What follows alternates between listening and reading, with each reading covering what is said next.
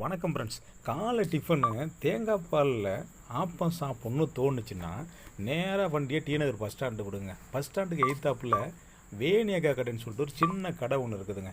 அந்த கடையில் ஆப்பம் பார்த்தீங்கன்னா என்னத்தை தான் ஆப்பம் அந்த மனுஷன் அதில் மிக்ஸ் பண்ணுறாருன்னு தெரில, அவ்வளோ சாஃப்டாக இருக்குதுங்க. அதுக்கு தேங்காய் பால் வந்து எல்லோரும் தயாரிப்போம். அதில் வந்து அந்த மனுஷன் எப்படி அதை தயாரிக்கிறான்னு தெரில, அந்த மாதிரி இருக்குதுங்க. அதுக்கு தேங்காய் பால் உங்களுக்கு வேண்டான்னு சொன்னீங்கன்னா அதுக்கு தனியாக வந்து கார சட்னி, பூண்டு சட்னி, இந்த மனுஷன் தாங்க.